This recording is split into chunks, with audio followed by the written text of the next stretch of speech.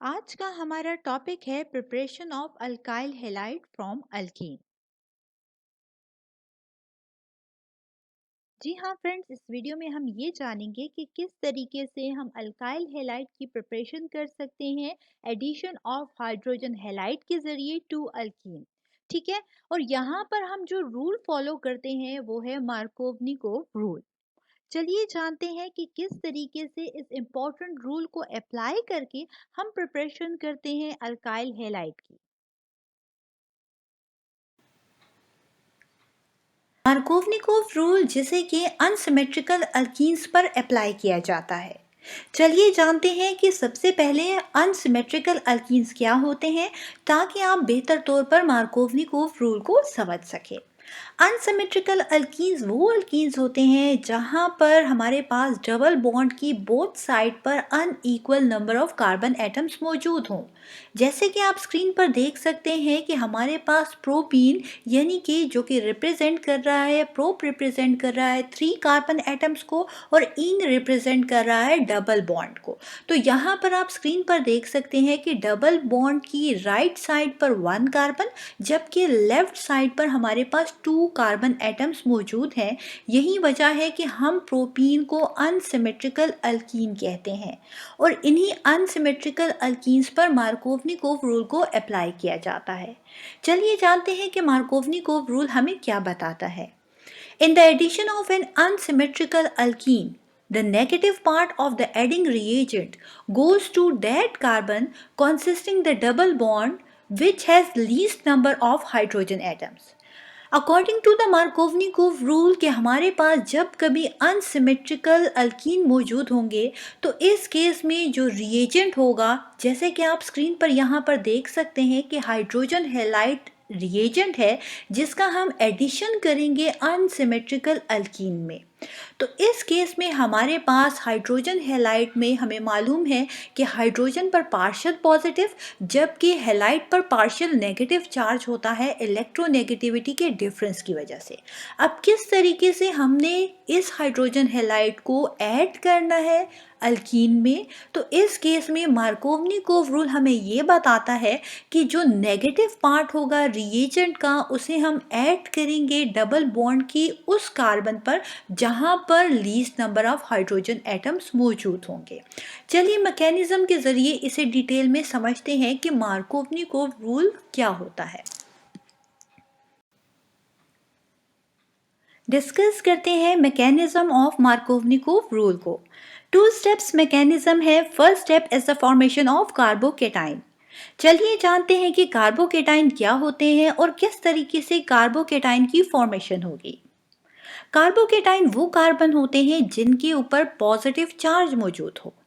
Carbocation को carbonium ion भी कहा जाता है।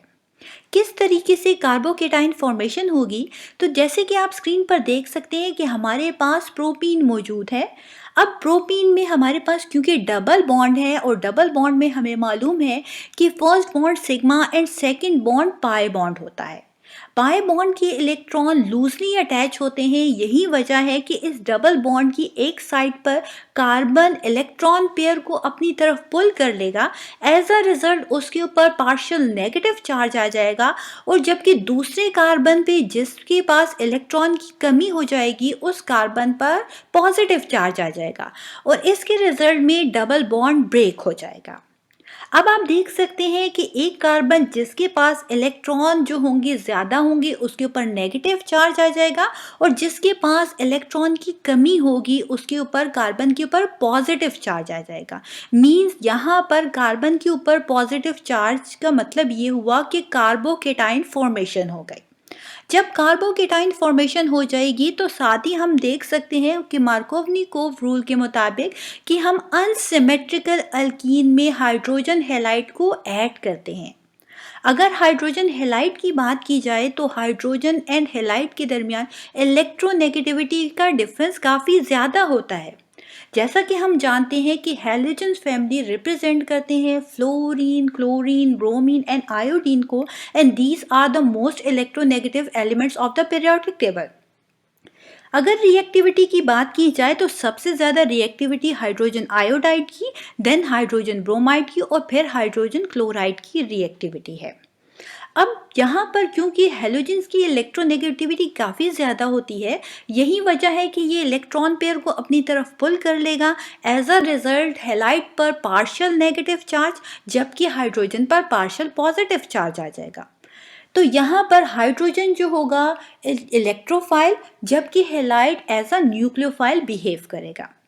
तो फर्स्ट स्टेप में हमारे पास क्या होगा कि जिस कार्बन पर प्रोपीन में नेगेटिव चार्ज होगा वहाँ पर जाके हाइड्रोजन हैलाइड में मौजूद हाइड्रोजन जो कि एज एन इलेक्ट्रोफाइल बिहेव कर रहा है, ये अटैक करेगा इस कार्बन पर और आकर हमारे पास इस कार्बन पर अटैच हो जाएगा।